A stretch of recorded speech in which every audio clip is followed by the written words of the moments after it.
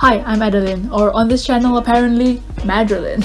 I had other ideas planned for this video, but most of which involve the horrendous idea known as going outside, and this week's weather is equally as horrendous. Look at this. What is this? So I put together a list of things that I did to keep myself occupied, and without further ado, here's a guide on how to not be bored.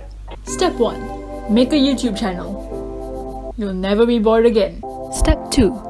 Alter some clothes that you said you were going to alter, or it'll be forgotten alongside all your embarrassing high school memories.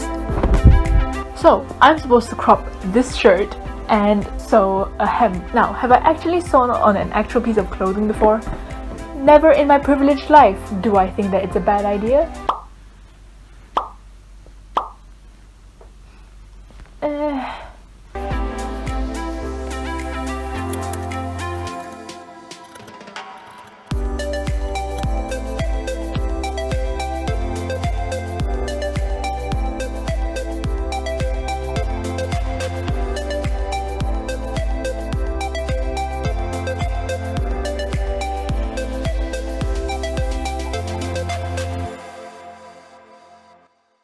I did realize after hemming it that it flared out a bit too much for my liking, and one day I would like to learn how to take in some of the fabric from behind just to tuck it in so that it can hug my waist a little better.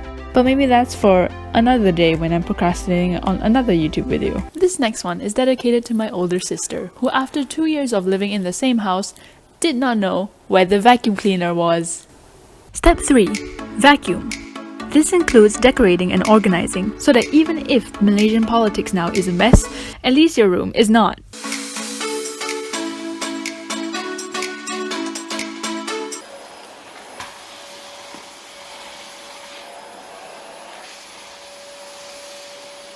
Step 4. Watch anime. I'm watching JoJo's Bizarre Adventure. Oh, I'm not in focus. Why didn't you tell me? Yeesh. I'm at this part now where the dog is fighting against a bird. Very normal. If this dog dies, I'm quitting this entire show, no matter how good it's supposed to be. Conclusion, I finished it. I can now say JoJo's Bizarre Adventure is a very good show. Step 5. Write stories.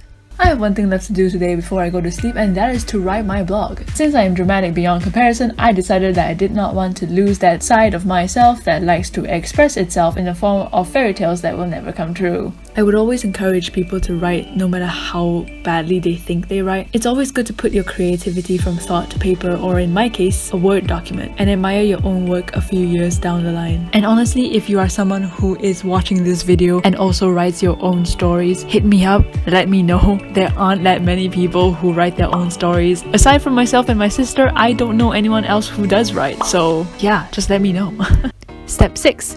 Overnight curls. Do overnight curls by sleeping with a Dutch braid to get that effortless, beachy, natural waves, because of course, doing any form of overnight curls is very effortless, as you can see. First of all, I can't do a Dutch braid to save my life. Second of all, this hairstyle is fine, but some overnight hairstyles are so uncomfortable. Why does it exist? Why did I spend so much time doing a voiceover about hair? Anyway, you go to sleep, you wake up conveniently in your OOTD and makeup done, and then you bear witness to the fruits of your labor. Well, that only went half well, but then you remember that your hair will straighten out in a couple of hours, so it didn't matter in the first place. Step 7. Play the piano. Play the instrument that cost way too much for my young brain to understand, proceed to play classical songs for about 10 years, before finally stopping that nonsense to play actual top-tier art.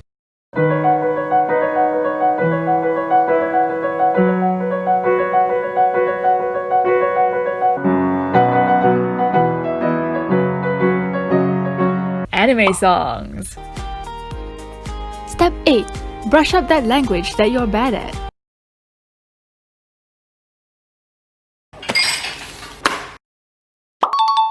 Step 9. Educate yourself beyond what you're studying to be a more well-rounded human. I'm taking this famous Harvard online course called Justice, which focuses on political philosophy, and I'm also reading this book called A Little History of Philosophy, to which my sister calls it boring AF. But really, to each their own. Step 10. Bake. And because the last batch of Portuguese tarts have finished quicker than light itself, the house is in need of more desserts to be eaten. But really, this is all an excuse and I kind of just wanted to bake.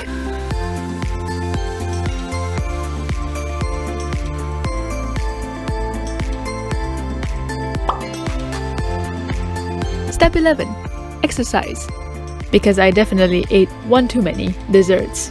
Also, I have a feeling that this is incredibly obvious, but you can try and guess what dance I'm trying really hard to mimic. I have a feeling it's really easy because the fan base is extremely educated and could spot this dance from probably a mile away. But if you do get it right, you deserve a cookie. Do people still say that? Probably not.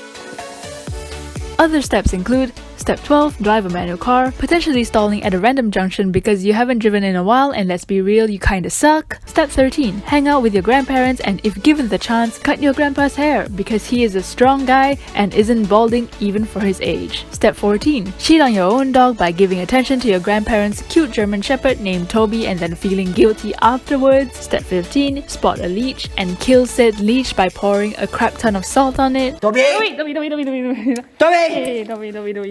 Step 16. Panic when Toby almost eats the leech. Step 17. Do some makeup. Step 18. Write a bullet journal for actual productivity instead of BS fairy light equivalent quotes. All jokes aside, I used to hear all my friends saying that during school, they complain that they're too busy, but once there's a holiday, they complain that they're bored. I've personally never really felt that way, but then if you do, maybe just try and ask yourself, why are you actually bored? And then try to gauge your mood on whether or not you want to do something really productive and uses a lot of high brain power, or if you want to just turn your brain off and do close to nothing. I know it sounds dumb because you think that if someone is bored, they wouldn't want to do anything at all, but I don't think that that's true. I feel like there's a difference between being bored and being restless, and being more self-aware about that boredom could lead you to the next hobby that will never make you bored, ever. And that's how I found a good few of mine, and they have continuously inspired me, challenged me, and made me a happier person in general. And with all that being said, if you're still really bored, here's one final piece of advice.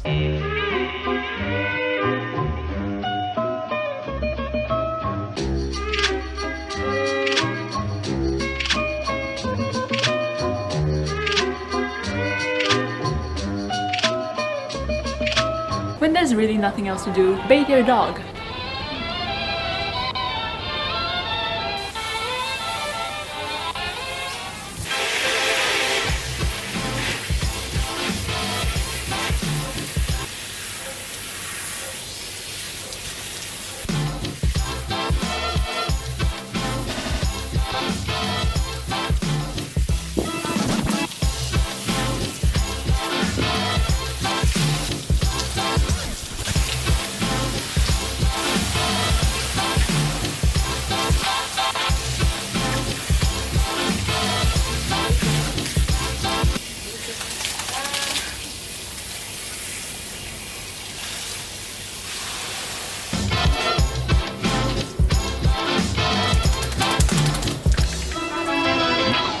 Going on a run.